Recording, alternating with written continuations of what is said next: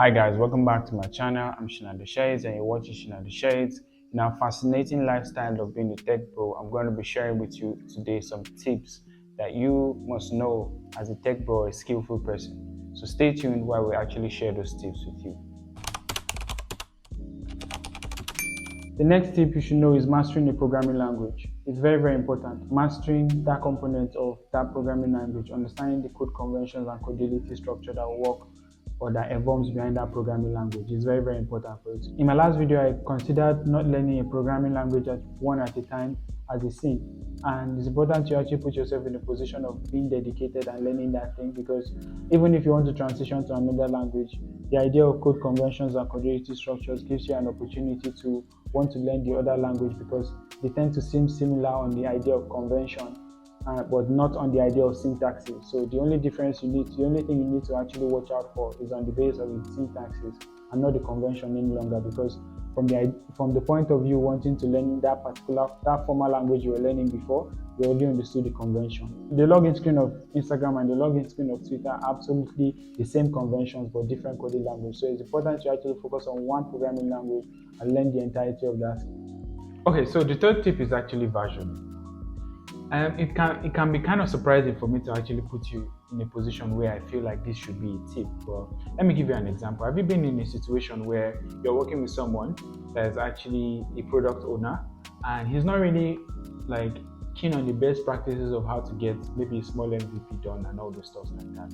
That's where your idea of version control should come into play. Based on the idea of how people have actually placed their product to be, and either on the basis of the fact that they have a knowledge of what it should be or a knowledge of what it should not be and all those stuff like that on getting an MVP out. It's important to figure out how you can avoid the unending journey of getting projects done, right? You should actually avoid it, because there comes a point in time where you're being paid an amount of money to get some activities done, and you at the certain period, because of the fact that you need the money, you keep on working on the project.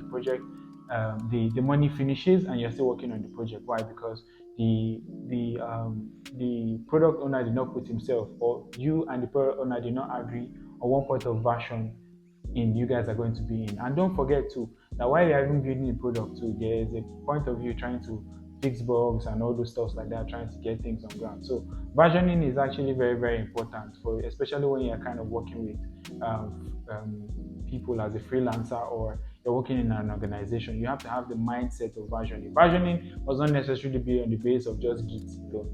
So, and that will lead me to the point of the technical aspect. You should know how to implement the idea of versioning on the technical side of things, which is actually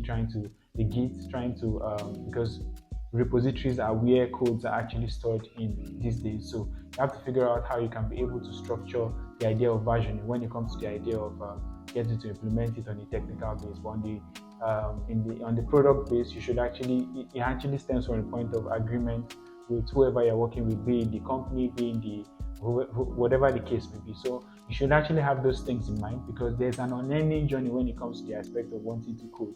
And that unending journey can actually cause a lot of burnout. It can put you at the stage where you're actually not interested in the project any longer. So having a version creates a journey for you, creates an opportunity that you can be able to, I look forward to this project. You can even create more ideas in the project, and it becomes something that the project becomes a story to you, kind of, or what you are doing at that moment becomes a story to you, be it programming, be it product, whatever the case may be in the tech journey of what you're working on. So define everything that you're going to be doing with your client or management or whatever the case may be.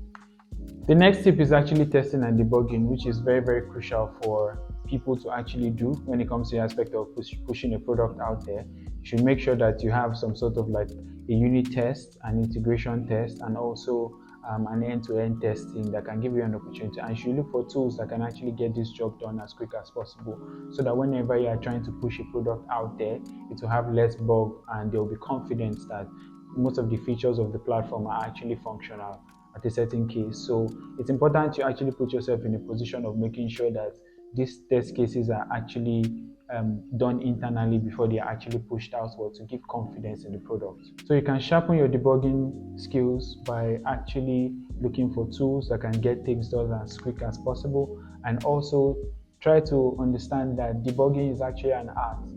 Trying to put in a certain concept in trying to implement the idea of fixing bugs is very, very crucial and important. So I used to tell some people that your code should actually work well and also fail well. Work well in the sense that it's actually performing the right action, and also failing well in the point whereby if there are errors, it can actually tell us what next to do after that error is actually displayed to the user. Like for example, I can put myself in a position where I'll develop a code and I'll be telling the user 500 server error. It doesn't make any sense. So you should actually put in a certain kind of message that will say, okay, please contact support, or like, and try as much as possible to hide the status code. It doesn't make any sense for you to be putting status code on. So it should work well, and it should also fail well by giving the right error messages of what the end user is supposed to be doing afterwards. Right now, click the next video to watch the next tips of the things you must know as a tech pro. Join the Shades movement today by actually liking this video, subscribe to my channel, and also click the notification bell for more videos like this. My goal on YouTube is to empower young developers by giving them the opportunity to have confidence while they are transitioning to becoming a professional in tech. Stay tuned, and I really appreciate you watching these videos.